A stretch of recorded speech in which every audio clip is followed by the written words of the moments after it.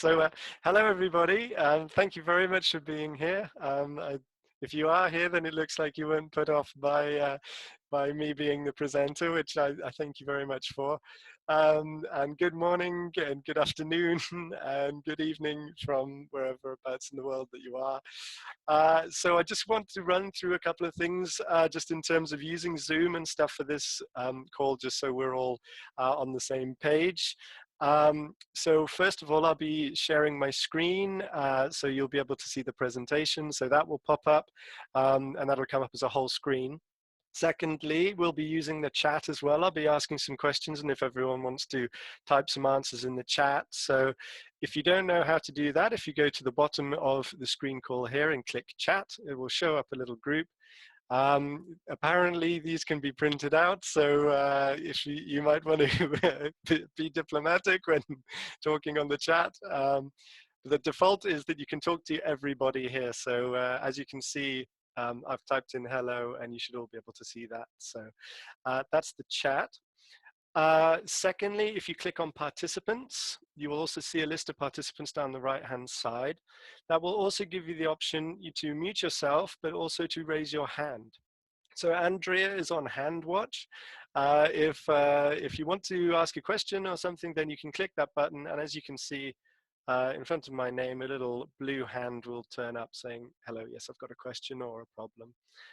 So if you would like me to repeat something or you missed something out, then that's a good way of getting our attention. Don't feel like I'm just charging through this and I'm not going to stop. We want this to be lively discussion, everybody to be involved. So cut in if you need to, or if you miss something, I can repeat it certainly. And well, I'm not sure. The last thing I suppose is just if I do start to go a bit funny and lose the internet connection, as we've seen there, please do let me know as quick as possible because I can switch to a hotspot on my phone as a backup. Always good to have a second option. So do let me know if I start to go a bit wrong there. So yeah. And also what we will do is when I share the screen, that'll hopefully mean the bandwidth is a bit lower too.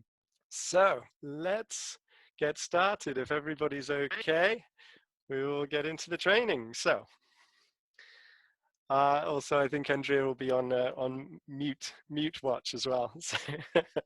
So first of all, I'd like to do a little bit of an icebreaker game just to get everybody involved here and to energize us, because about every 10 to 15 minutes of me talking away, I'll try and do something to keep us all going, because it's Friday and it's a long week. So the first thing I'd like to do is that if when I say go, and some will be quicker than this than others, I want you to go somewhere, potentially in your house, or it might be close at hand, and I want you to bring me back a mug or a glass, and you've got to hold it up to your screen here and prove that you've gone and brought a mug. Okay, you ready, everybody? Now go. Oh, some people quicker than others here. Yeah. Oh, Andrea's gonna have to go somewhere. Okay, who's gonna be last? I think it's Andrea. Yes. Okay, Andrea, I'm afraid I think you were last there. I think everybody else got a mark already. So Andrea, I'm going to have to think of a forfeit by the end of the session. So I'll think of something. But well done. That was a lot quicker than I thought. Most people had stuff on hand. Okay. So now we're all energized and ready to go. Let's, you look so upset there, Andrea. I'm so sorry. Let's start this off. So let's start in the group chat. Everybody should have, if you've got the group chat open, I want everybody to type the first thing that they think of, the first thing in their mind that comes to them when they hear the words brand identity. So brand identity. I can give you an example. So the first thing that might pop to my mind would be tagline. You know, a tagline like McDonald's, they say, I'm loving it. That's a tagline. So if we type it in there, and let's see what people can think. I'm typing in tagline. Constant work. We've got to, oh, great ideas here. Yeah, a lot of people saying logo, messaging, nice, consistency, cool, visual, yeah. So a lot, it means a lot of different things. Memorable, yes, that's a good one, Rose. Slogan, Andrea, nice one. Yeah, yeah. Great stuff. Yeah. So these are all really, really interesting things when you talk about branding, you talk about messaging. These are very visual things. They're the first thing that you notice about an organization. And one of the interesting things about these is that a lot of these refer to marketing. And marketing is the technique of sending out your message to the public. And when we think about brand, a brand is when people will internalize this particular message. So it's actually when people are taking on board what an organization or a company is trying to say. So we'll start to look a little bit further about this in a minute. And to highlight this, let's do this again. So in the group brand that they can think of, it could be anything you like, just the first one that comes to mind. I'm going to type in my first one I can think of. I think it's Nike, or it might be Nike. Nobody's ever told me which is the correct way to pronounce it. Yes, we've got Coca-Cola there. I thought that might come up. That's a very, very big global brand. Samsung and Apple, yeah, the two big phone brands. Yeah, right, excellent. Yeah, I don't know that one, but that's good. Yeah, we've got Coca-Cola, McDonald's. Yeah, yeah, that's a very well-known one, and of course Microsoft. Yes, definitely Microsoft and LG, Fairphone. Yeah, yeah, some very, very interesting brands there. So we're going to keep an eye on those brands, because we will be talking about the way that they operate and the way that they handle different identity and different branding things. And then once we've had a little bit of a look about what it means to have a brand, what it means to identify yourself, we'll then look at connecting that with cooperatives, because that's why we're all here, isn't it? We want to start off, we'll figure out and talk about what branding and identity means, and then what this can actually have here as well. So let's start off with the first slide. Please all do so. Tell me in the chat if I talk a bit fast. I have a tendency to speed up when I'm talking about exciting things. So do tell me if I'm going too fast, and I will try and slow myself down. So first of all, let's do a screen share here. So I will share the screen, and I'll give you a minute or so just to make sure that everyone can see it. Please do unmute yourself and tell us if you can't see it, and we'll help you find that there as well. Okay, let's start the slide. Okay, I'm just going to ask now, because I can't see the video, if everybody is okay. I will take it by your silence that everything is, and we will go from here. Okay. So, first of all, let's think about a little bit about these organizations that we all just put down as the first ones that we could think of when we thought of iconic branding. Well, all of these different names, regardless of what they actually do, these brands have all been deeply developed and thought about. A team of people will have gone over the messaging, the details, the design, and done a plan, most often based off research or market, and we will all have been influenced to some extent by these branding efforts, even if we're trying not to be influenced by them. So these brands, they've become perpetuated by the public. They've been owned and invested in by other media, and this is significant for branding. And we'll talk a little bit more about that later on. But some are incredibly successful. I'm sure you might have all heard of Diamonds Are Forever. That's the Shirley Bassey song. I promise I won't sing it to you. My singing voice isn't great. But you will know also that this was a James Bond book and a James Bond film. And these have all been influenced by the people that started this off, and this was the De Beers company, Diamonds Are Forever. So this is an example of how marketing and branding can be so powerful that it actually goes into into the public vernacular and becomes almost pop culture. Okay, so let's break through the mystique a little bit about this. Okay, so I do want to ask, are there any Chinese people on the call? Anybody from China? I'll take a second. No. Okay, that's fine. So Luckin Coffee is a Chinese example that are taking over in a lot of Chinese cities from Starbucks. They're an alternative. And then on the right-hand side, we don't need any introduction to this company. This a global brand, and that's Nike or Nike. I'm still not sure what the correct pronunciation is. So let's break these companies down into what they actually sell. So Luckin Coffee or Starbucks, well, what do they sell? It's ground up coffee, it's water, milk, maybe a cake or some noodles. It's nothing particularly amazing. And Nike, they sell material that is cut into shapes and sewn together.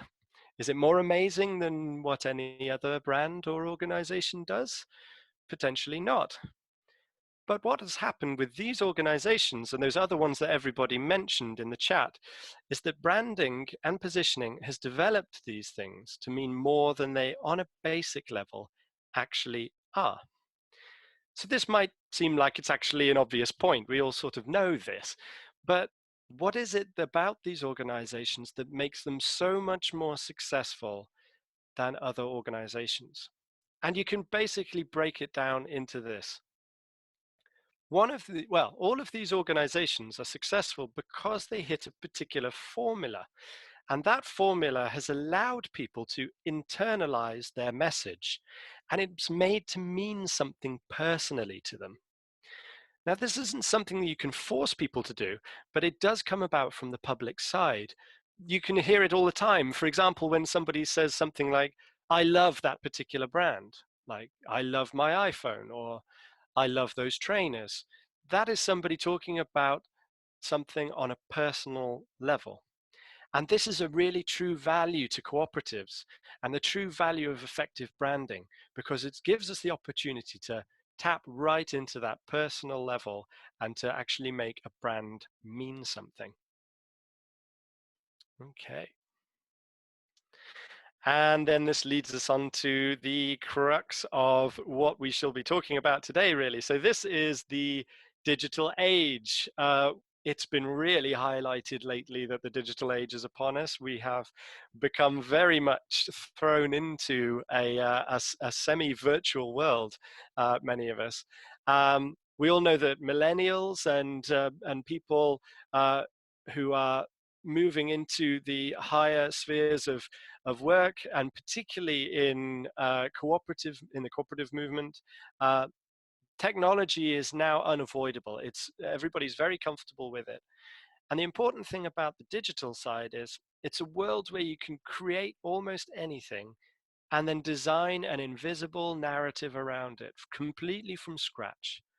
This is really significant because it's created unheard of levels of opportunity. It's an oft quoted phrase, but since the dawn of time, there's never been a time like this before. And it's absolutely true of our particular time. So I'm just going to stop the share here now so we can all see each other again, because I want to play another little game. Okay, we're all there. Welcome back. Okay, so this is a little game called Who Remembers the Tech? And it's time to put my hands up. But just before we do this, I would like to double check, can everybody hear me okay? And did everybody see that screen share all right? Yeah, good. It's a little strange for me when I can just see my presentation, and I hope that everybody's still there. But yeah, that's good that you are. So this is the game called Who Remembers the Time? So hands up, just put a hand up like this if you can remember a time before you had a smartphone in your pocket. Yeah, pretty much most people, right? you'd be pretty young if you don't remember a time before smartphones. Great, excellent. Okay, let's go back a bit further. Who remembers a time now before there was a musical ringtone on their phone? It had to be a beep or a noise. Does anyone remember that? Yeah, you all remember that? A few people thinking. Yeah, no, okay. Further back even more. Who remembers now a time before mobile phones actually existed? You had to have a landline in your house and you had to call somebody. Remember how annoying it was when someone else was on the phone and you were expecting a call? Ah, it was a nightmare, wasn't it? Yeah. Okay, great. And now here's reaching back. I'm going to, I definitely remember this time. Does anybody remember a time before they could easily access the internet? So you actually had to go to a library or something if you needed to find something out or ask somebody. Absolutely, great. Wonderful. And then hands up, who remembers a time before color TV? Yeah. No, wait. No, it's all right. You don't remember a time before. Really? You remember before having a color television? It depends where you're from too, right? Of So course. I'm from Malaysia, so I remember the time in the place I lived there was no television. So Wow. Wow. Yeah, mm, absolutely. plus Yeah, I'm old. this is definitely not at all. Not at all. Well, I mean, this just really goes to show, doesn't it, that technology in just our lifetimes has come on so dramatically from, in certain parts of the world where people were used to not having a TV or something like that, and now, just a few decades later, we've all got access to the technology that allows us to have this call. So that's just a real big example of how powerful the digital age can be and what sort of things that we're actually being able to use now. So let's just go back to the share screen now. Bear with me 1 second. There we go. Right. So we have the new medium of digital to get to the heart of people's lives. This is where branding becomes owned by people. And never before has there been an opportunity for organizations to reach into people's lives. Before, if you wanted to advertise to somebody, you had to wait until they switched on the TV in the evening or wait until they drove past a billboard and saw your advertisement. Nowadays, branding, identity, and marketing, it can reach people 24 hours a day, 7 days a week. Every time someone's using technology, they are uh, they are having access to this branding and marketing. It is reaching into people's lives. And it links into a whole host of other biological and human mental traits. For example, the reward system that gives us retail therapy. There's a lot of science about this now, which is changing how things work. It is very useful for organizations to understand how people behave. And I'm just going to have to pause for a second there because my slide isn't changing. Okay, just going to stop the share here. Just going to change the slide over and then restart that up. There we go. Okay. Just double check. Can you all give me a thumbs up if you can still hear me? You good? Okay, great. Okay, so that was PowerPoint, nothing to do with my internet. Phew. Okay, let's start the slide again. And here we go.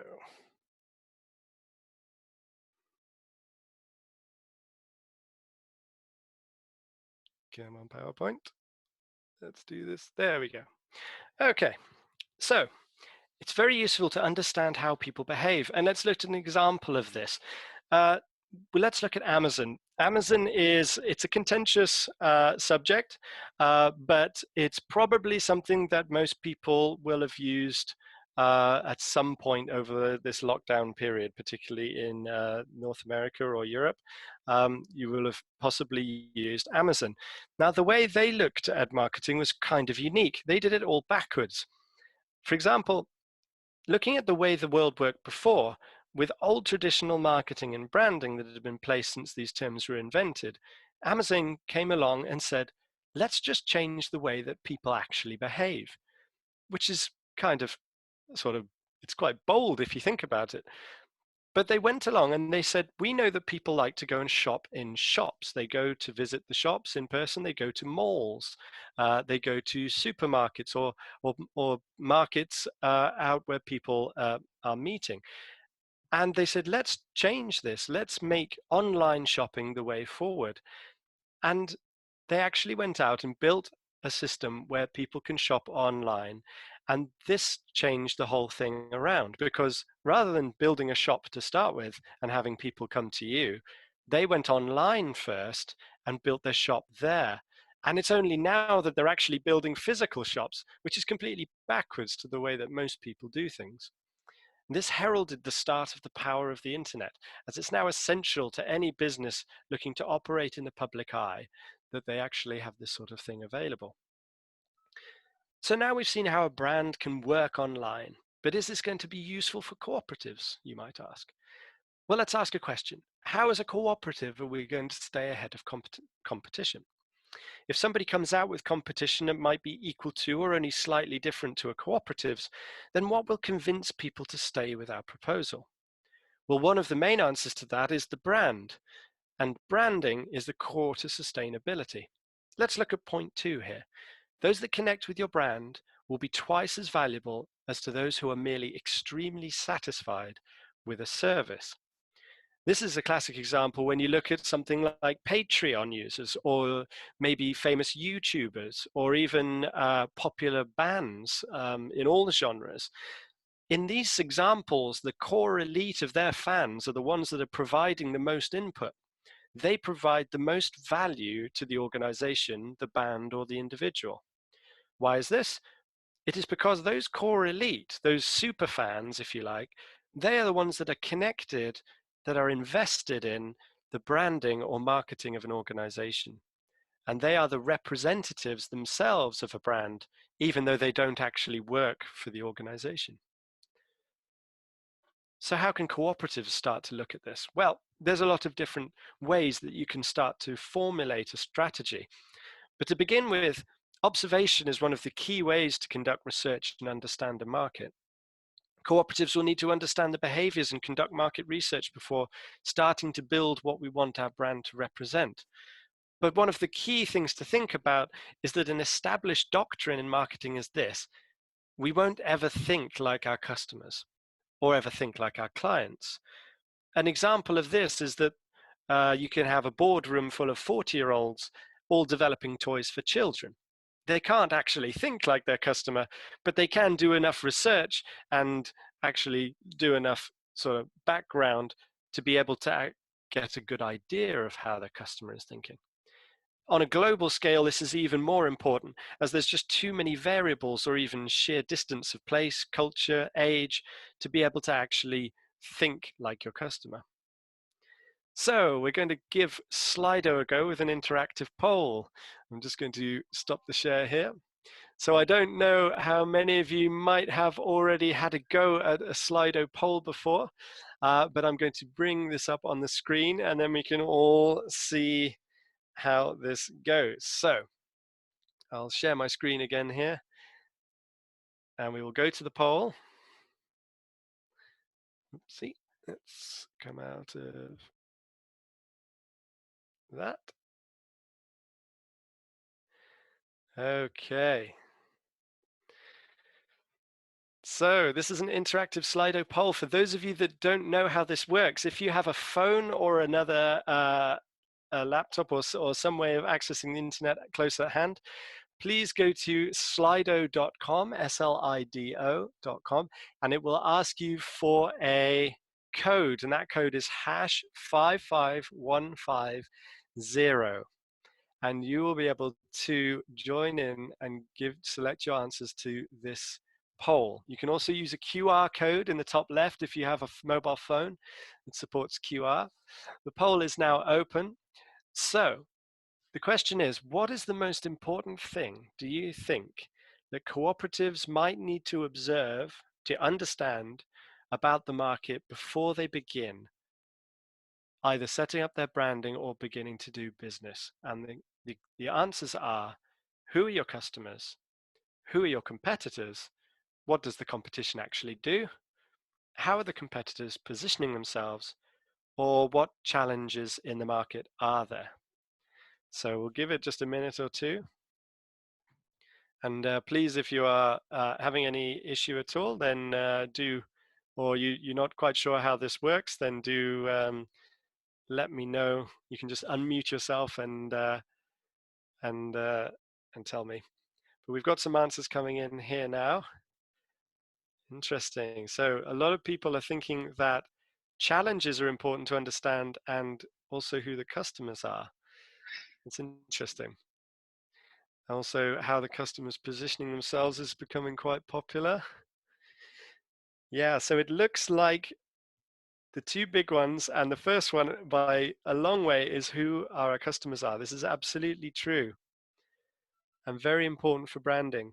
But you'd be surprised how many organizations or how many services out there start off with their branding or their business, and they don't really actually know who they are marketing to or what the people are that they actually want to provide the service for. Great. Okay. So thank you very much for that. That's great. I'm glad that that worked. So we'll exit from Slido and go back to our we'll go back to the presentation now.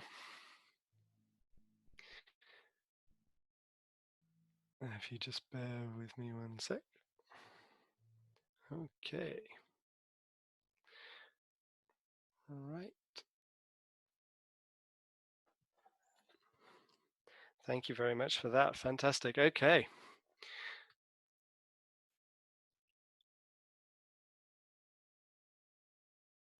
Okay, so let's move on into the next stage. So,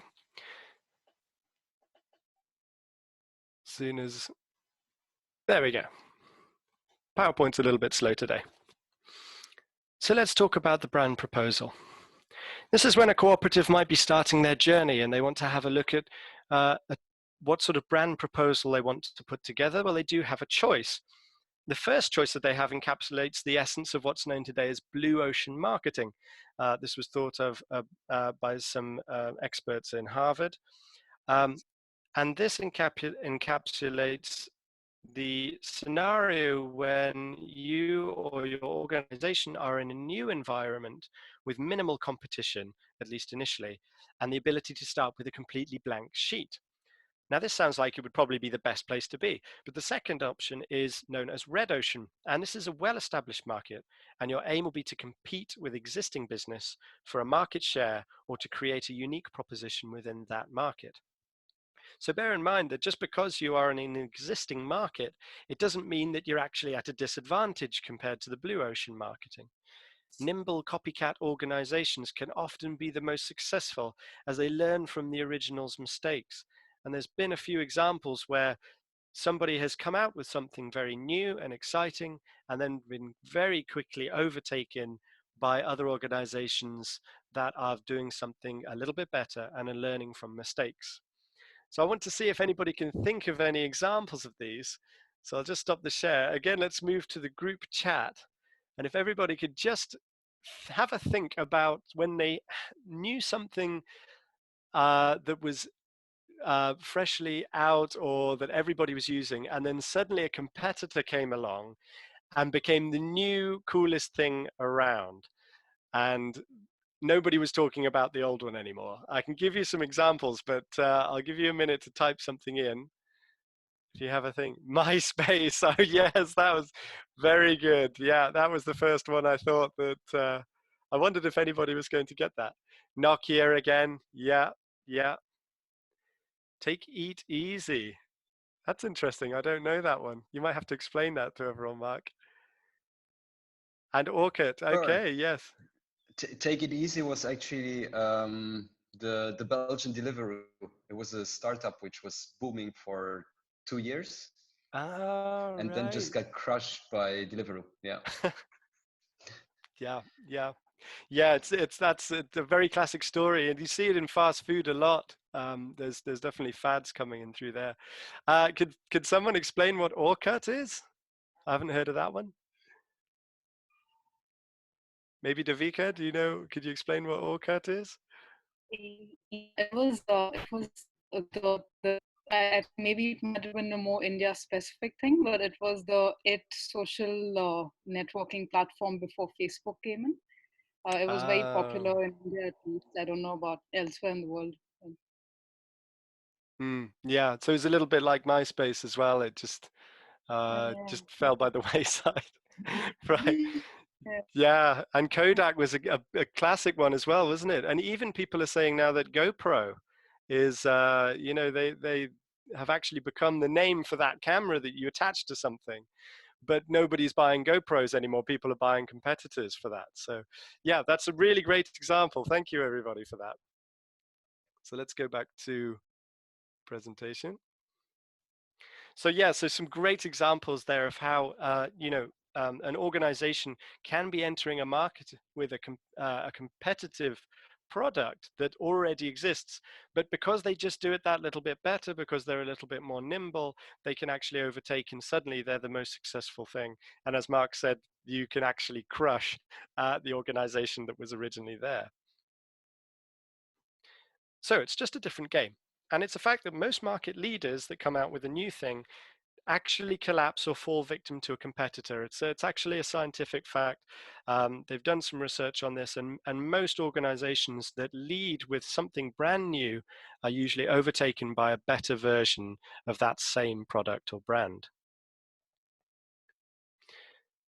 So while we're keeping this in mind, it's important to remember some key facts. And as soon as my slide changes, I'll be able to share them with you.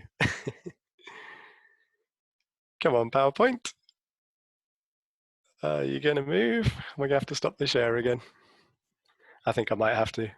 Oh, no, there we go. It was just thinking about it. It also thinks that it's a Friday. So here we go. When we start the brand journey, and particularly what's important for cooperatives, is that modern people are very savvy, and they'll definitely research any claims that get made. It's one of the miracles of modern technology, is everything is at your fingertips and is available for research. And if you have claims that are false, even with a good intention, this probably get called out, possibly on social media. And in a business like the cooperative movement, this is very especially important when we're being held to a higher set of values. A classic example of this is if we think if Greta Thunberg was taking private limos and jet aeroplanes everywhere to all of her conferences, then it's unlikely that anybody would actually listen to what she had to say. So let's have a look at some of the cooperative identity tools. So it is a little bit late in the day and in the conference. So well, when I say conference, I mean our little Coop Academy here. So we're just going to have a little bit of an energizer first before I move into the cooperative identity tools, because that is a session where I do a lot of talking. So let's warm ourselves up a little bit. So I'm afraid I'm going to have to pick on a few people, but don't worry, it'll be this will be Andrea's punishment for being last back with the mug. We're going to do, and you can switch your camera off if you want to for this, is we're going to do a noise charade. So I'm going to say a noise, and then you have to give your best impression, and we all have to give you a thumbs up or a thumbs down, depending on whether or not we think this is a good noise. So, Andrea, you have to start, I'm afraid. I want to hear your best bird impression. Go for it. Could be any bird you like. I'm very bad at these kind of things. I think everyone is. The first thing I have in my head is like cuckoo, cuckoo. No? Oh, I think that deserves a thumbs up to you. Yeah, that's brilliant. Yeah, fantastic. I think Jeff was laughing too hard at that. So Jeff, I'm going to ask you. Let's give you make a noise like a lightsaber from Star Wars. Dun, dun, dun, dun, dun, dun, dun. Oh, that's brilliant. Absolutely perfect. Thank you very much. Big thumbs up to Jeff there. I think, how many thumbs up do you get? At least 7 or 8, definitely. I think, Andrea, you might be leading there, actually. A couple of people. Okay, we're going to do one more. Jeffrey, I haven't spoken to you for a long time. So I'm going to say, can you make a noise like a police car and beat Jeffrey's thumbs up score? You're going to have to unmute yourself or we can't hear you. Okay. Like like wee, wee, wee, wee, wee. Excellent. Very good. Round of applause, everybody, for all of our fantastic San Sharad people. Very, very well done. I was very impressed with your commitment to all of those, and Jeff putting the theme tune in there was inspired. I was right back watching it again. Okay, so let's look at some tools of the movement now. Let me share my screen, and hopefully PowerPoint will be a little bit more awake. Okay, so some of you will probably be fairly well aware of the different cooperative tools that we have, but it's good to go over these things for there can be a lot of myths and different sort of thoughts or even misapprehensions about the different tools and how they work. So we can talk about that a little bit. But let's start off with one of the most common things that people put down in the chat earlier when I asked about the first thing that people think of when you say branding or identity, and it was logos. So let's have a look and see what people can think about these logos here. Because a logo is important. It can not just mean your brand or your organization, but it can also have some hidden meanings in them. And if any of you have actually seen my presentation that I did in GIF, you will probably know the answers to these as well. But I'm going to ask a question, and then if you know the answer, then please unmute yourself and let us know as soon as you see them. So the first thing we can look at on the left here is Amazon. And let's check their logo. Can anybody tell me what they think the hidden meanings in this logo actually are? From A to Z. Yes, that's a great one. I was actually hoping no one would get that one because then I get to say it myself. But you're right. Certainly, the arrow on their logo points from A to Z, which shows that they stock everything. And they are a courier company that can provide you with anything that you need. There's a couple of other ones in there as well. Does anybody ever know another one? It's also smiling. Yes, absolutely. That's another good one. So it's an arrow, but it's also a smiley face. And recently, Amazon, I think, did the Smile campaign. So this suggests that you will be happy with their service as well. And then, of course, it is an arrow and it represents fast delivery. So Amazon are getting a lot of mileage out of that one particular arrow. It's saying a lot about themselves. And let's also look at FedEx. I'm sure somebody will already know the hidden meaning in FedEx. They've designed a logo around their words, essentially making the words their logo. But if you look deeper, there is a hidden message in there. Does anybody know what it is? Yes, can I try? Go for it. Yeah. Yeah, between the E and X, there's an arrow like pointing to the right. That's right. Means express. That's right. Exactly. You've got it. I think that was Jeffrey. Yeah. Yeah, Jeffrey. Yeah. So yes, absolutely. If you can see it, there it is. In between the E and the X, there is an arrow, very similar to the Amazon logo. It's an arrow meaning express delivery, fast. This is two shipping product companies, two ideas, but essentially they have the same basic premise. Also, we have a hidden meaning in the dotCoop logo. This is a little bit more subtle, but when we design the cooperative logo with the tagline, Elevate Your Identity, rather than placing the Elevate Your Identity tagline underneath or over to the side of the dotCoop logo, we placed it above the dotCoop. So in essence, the dotCoop is lifting up the identity, it is giving a sense of elevation. So there's another little sort of hidden meaning in a logo just there as well. So let's start to talk about more about cooperatives and cooperative branding in general. So we've done a bit of a discussion around what we think that identity and branding actually mean. But in cooperative examples, let's have a think about that too. So what does a cooperative identity actually mean? Well, a cooperative means lots of different things to lots of different people the whole world over. There can almost be no regulation on how something must look in the cooperative sector beyond the very, very highest levels, which we all know. So what we must do is to ensure that the interactions that we make on an everyday business all contribute to this positive experience that people have when they deal with cooperatives, because this all contributes to the cooperative brand. As we saw earlier on, we can't actually tell people what a brand is. They have to make it up for themselves. But what we can do is a couple of different things to make this choice easy. So we can define what our brand is by giving them simple choices.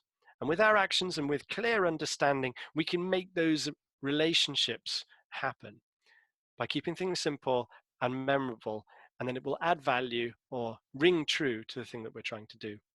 If we manage to do all of these, if we manage to hit our magic formula that those truly iconic brands do, then we have our brand.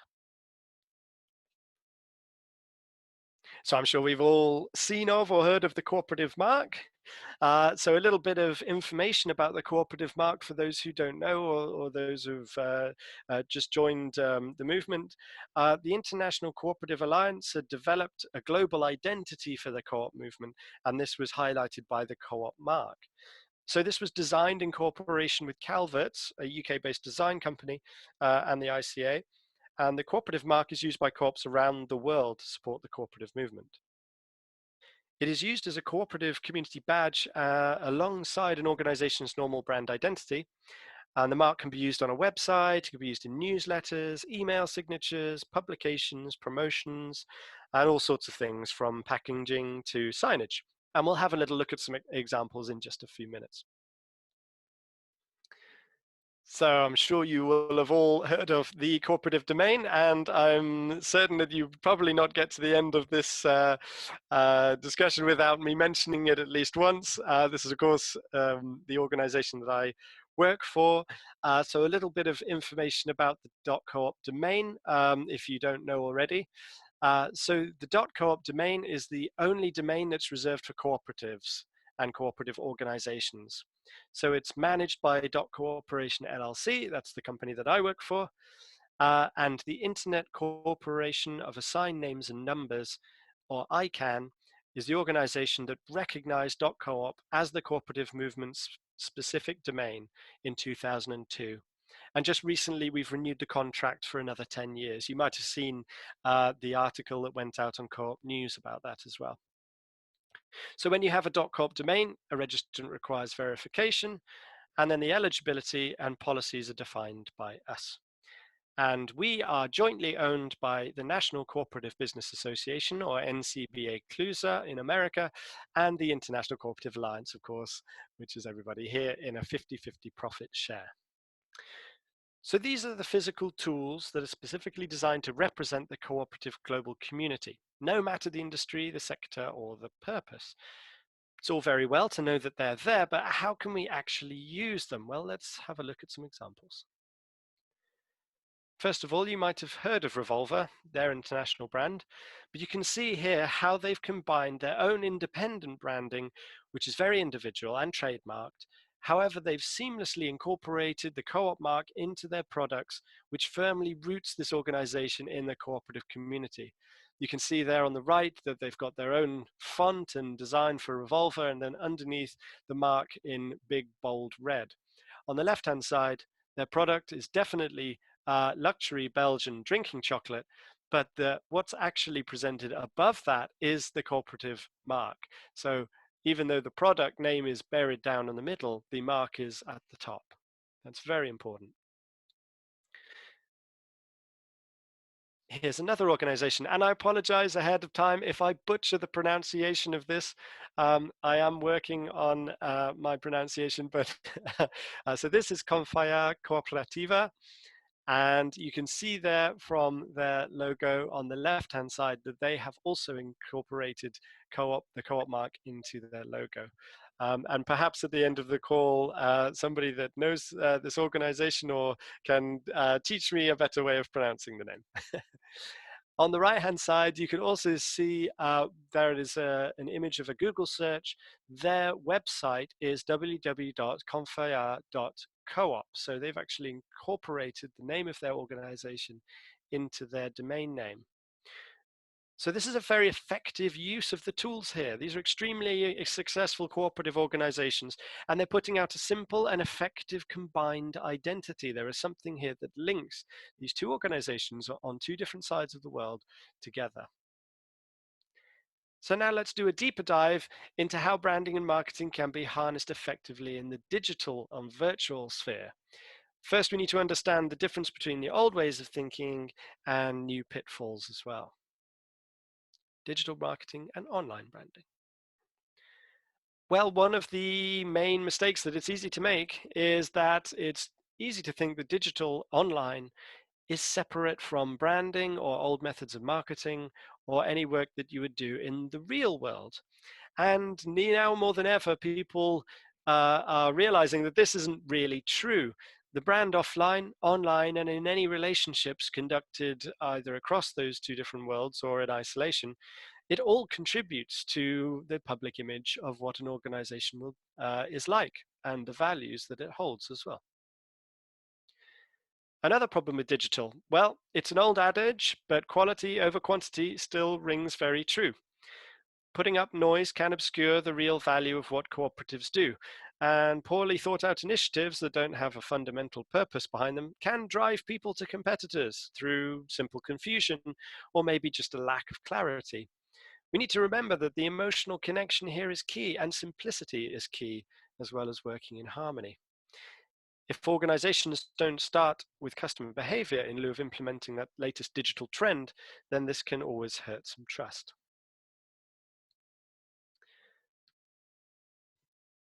Okay. So, if you just bear with me 1 second because my notes are going a little bit slow as well. Okay. Right. So let's start looking at online. Okay, so first of all, if we look at a brand and we think of all those brands that we all put down in the chat earlier, then we can probably think that all of these conform to a certain model, and we can actually think of these as well. For example, the first one is the company name strategy. This is when an organization pushes the name as the main draw. So an example of this would be FedEx. We've seen that they make their name the most important thing. Secondly would be attitude marketing. This is pushing a lifestyle or attractive community, and almost all surfing or beach products incorporate this to some extent.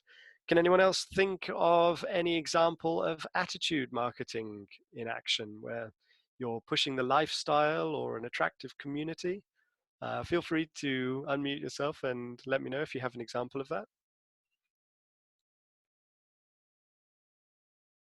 That's fine, we can move on to the next one. Identity or iconic brands. Ah, Patagonia. Okay, no, that's a good example. What do they do for the people that don't know? Clothes, technical more or less, but they promote the whole attitude of just outdoorsy living, environmental sort of sensitivity and consciousness. Right. Yeah, that's really common, particularly with clothing. Certainly, they sort of talk about getting into the great outdoors and stuff like that. Yeah. Great example. So the next one would be identity or iconic brands. So these are organizations that speak to a culture, or brands that talk about something that's been around a long time. An example like of this could be Harley Davidson with their motorcycles, Coca-Cola. They fit into pretty much everything, but they're a good example. Can anyone think of another iconic brand that that speaks to a whole subculture?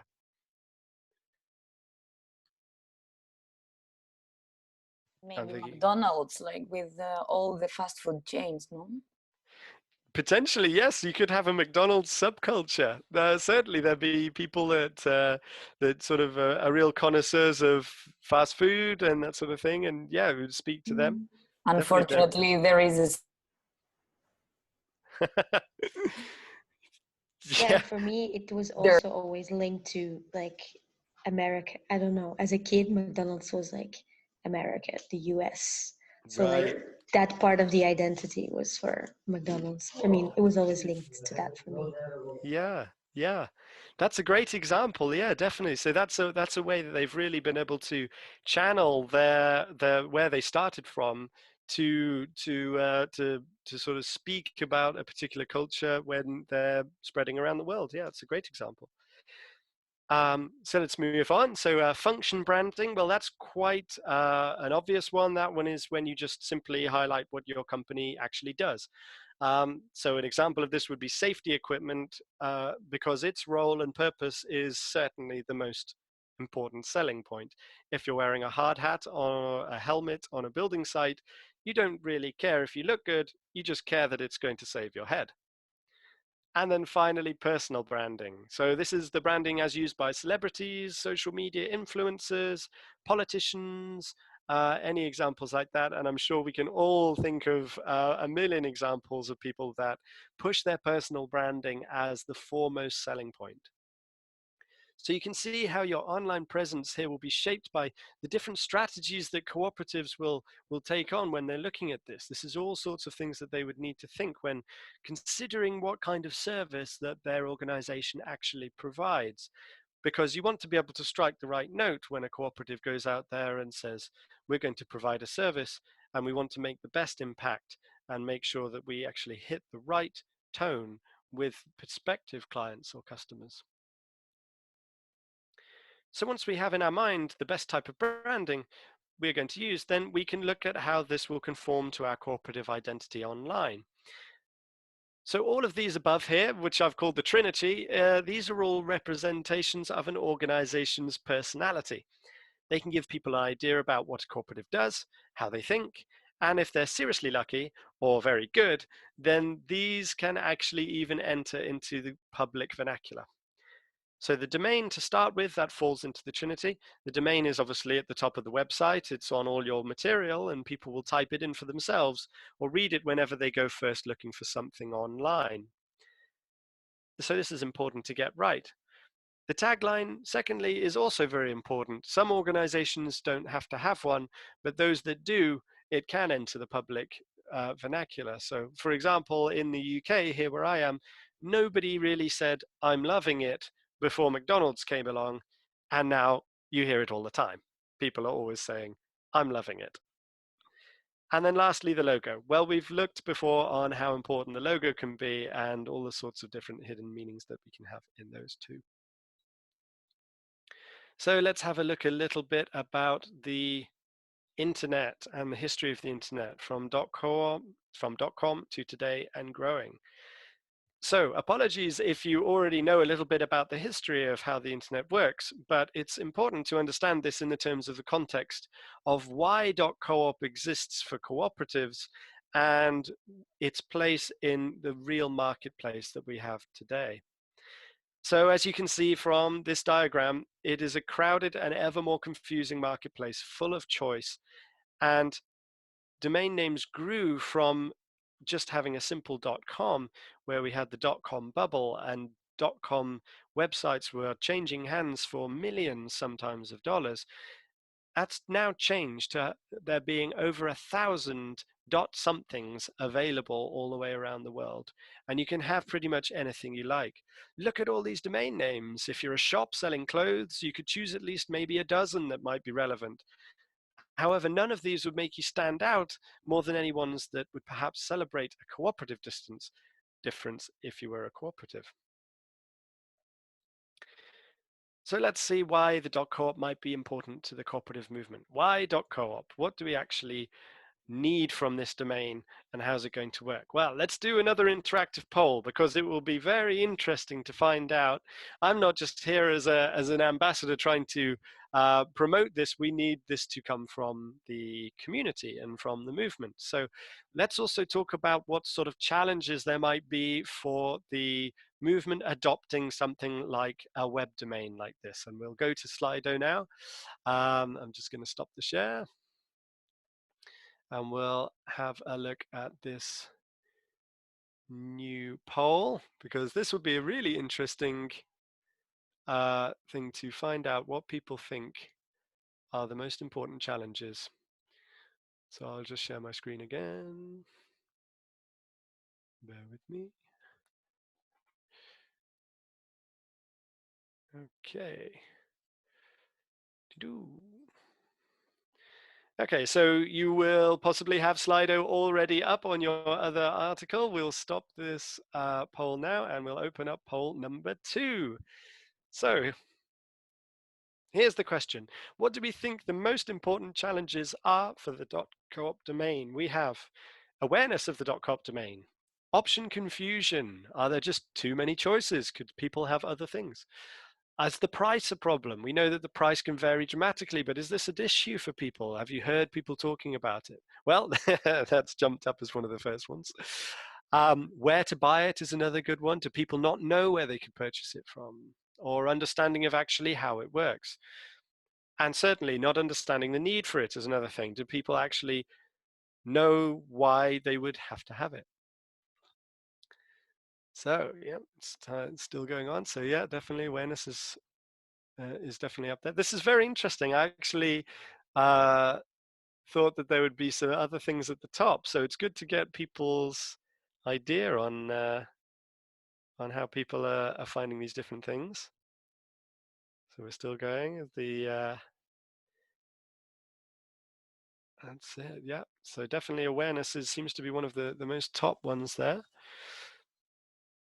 We're still going up. Okay. Great. Well, it looks like we've got some key ones here. So this is really interesting that the number one that we have coming out here is actually understanding whether or not we need a domain at all. Now, that's quite an interesting thing to have as the most important challenge. And then, of course, awareness is another one. People just simply don't know that it exists. And then lastly, of course, yes, price is always going to be an issue when you have something that's a little bit more expensive than other things. So yeah, fantastic. Thank you, everybody, for doing that Slido poll. So let's go back to the slideshow. Whoopsie daisy. There we go. Okay. Fantastic. So yeah, so that's a very interesting question, and I think that we need to have a little bit of a look about this as well. So if we look back at all the different eras that we have over the last sort of 50 or 60 years, you can often define an era by what exists in that particular time and place. Clothing, musical taste, foods and drinks, perhaps, they all have their particular place, and you can also recognize a time often by a way of dressing or something like that. But nowadays, it seems that we can often be allowed to choose whatever we actually want. The constraints are off. We can stream whatever strange music we like. We can wear vintage clothing. We can choose from any sort of global cuisine. There are lots more choice for lots of different people in the world. And this is really significant for nowadays, because often choice and actually understanding something it's never been more difficult. There is often a lot of option confusion.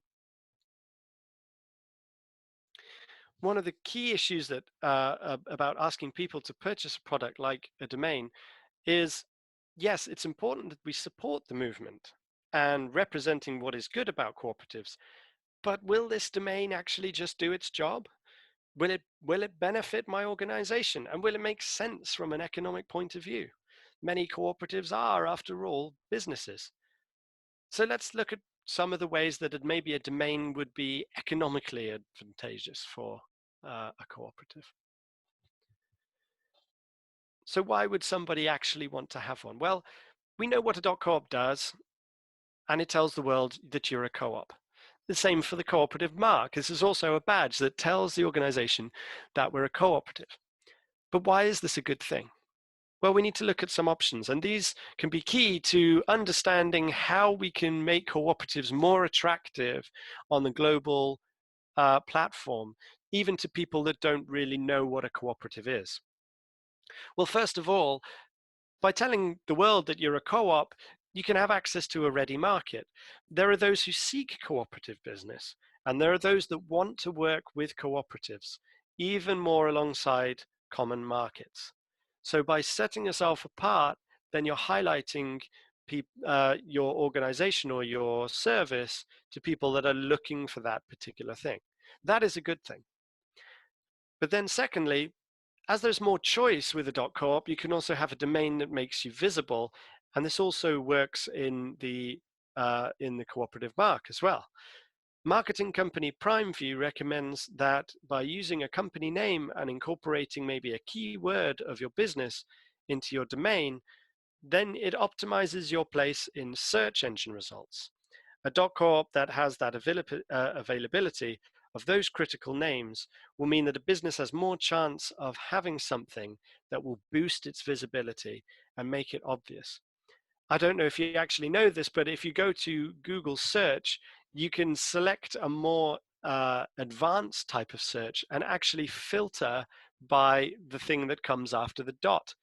So if you wanted to, you could Google search cooperative and then select only .coop domain names, and it would simply bring up a list of only cooperatives. That's quite a powerful tool to have.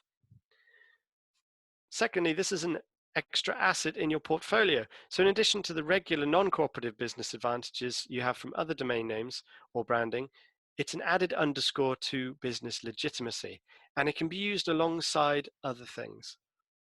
And lastly, there's nothing out there in the world that really connects big organizations with their smaller competitors in the common market.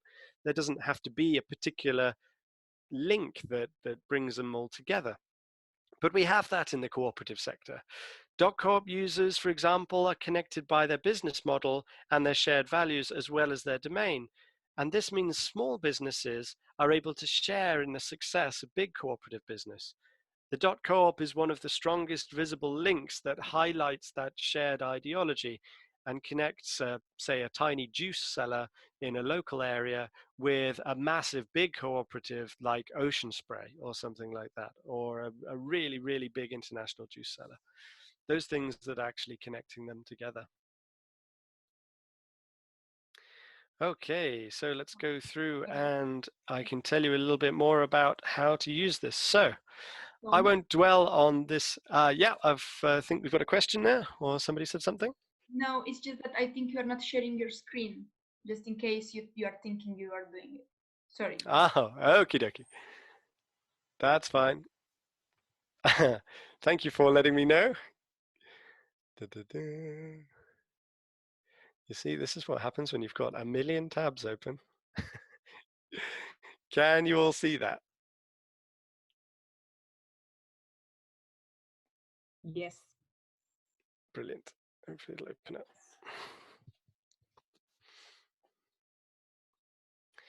up. Okay, and let's start the slideshow from there.